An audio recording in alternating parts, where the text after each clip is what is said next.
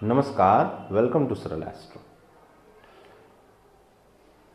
मैं ये 3 ग्रहों पे एक सीरीज बना रहा हूँ जिसमें देवगुरु बृहस्पति, शुक्र और बुध, ये तीनों ग्रहों को मैंने लिया है और तीनों ग्रहों का 6ठे, 8वें, 12वें भाव में स्थित का प्रभाव मैं आपको आपके साथ साझा करूँगा इस वीडियो के माध्यम से। तो बने रहें मेरे वीडियो के अंत तक।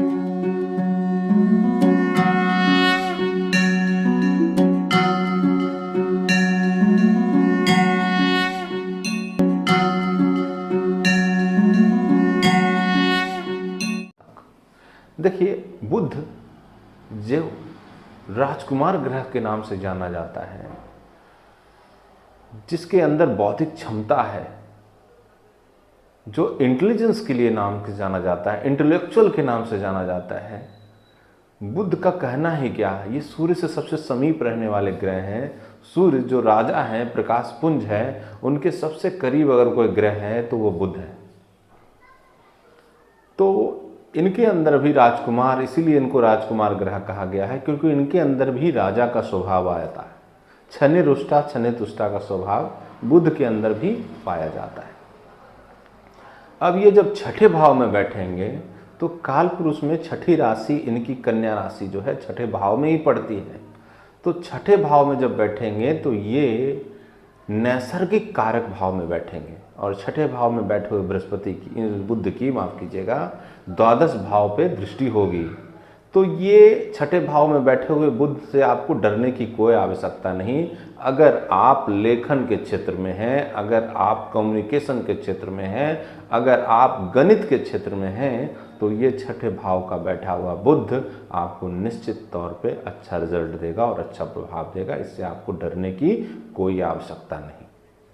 अब बात करते हैं अष्टम भाव की। अष्टम भाव के बारे में बोलना ही क्या, शास्त्रों का मत है जब बुध अष्टम भाव में होता है तो ऐसे व्यक्ति को ज्ञाता बनाता है। अब क्यों ऐसा कहा गया? देखिए, अष्टम भाव, पंचम भाव जहां ज्ञान का है, और ज्ञान से चतुर्थ भाव जब आप जाएंगे तो अष्टम भाव आएगा। यानी ज्ञान का सुख तो आध्यात्म में है, अष्टम में है, गुण रहस्यों में है, जिसे अष्टम भाव कहते हैं। अष्टम भाव क्या है? अष्टम भाव आपके गुण रहस्यों का है। अष्टम भाव आपके विद्या के सुख का है। तो ज्ञान का सुख कहां? आपके गुण रहस्यों में, आपके मूल सिद्धांतों में टिका हुआ है। कहां से मूल निकला है उस चीजों का। तो जब बुध अष्टम भाव में जाएंगे तो ऐसे व्यक्ति को ज्ञाता कहा गया है। शास्त्रों का मत है कि ऐसा व्यक्ति ज्ञाता होता है। अब द्वादश भाव की बात करें तो द्वादश भाव नैसर्गिक बृहस्पति की राशि होती है कालपुरुष में। वहां जाके नीचत्व को प्राप्त होंगे, लेकिन देवगुरु बृहस्पति की राशि में होंगे। तो यहां पे बुध बैठ के आपको वाणी में एक प्रभावशाली वृद्धि देंगे।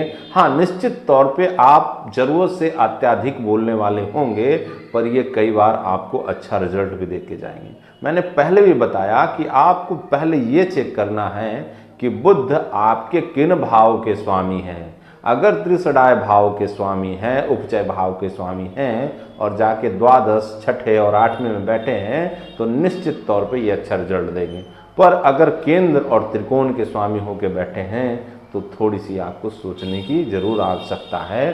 अगर ऐसे भी शुभ ग्रह की दृष्टि उस पर पड़ रही है तब भी अच्छा रिजल्ट देंगे।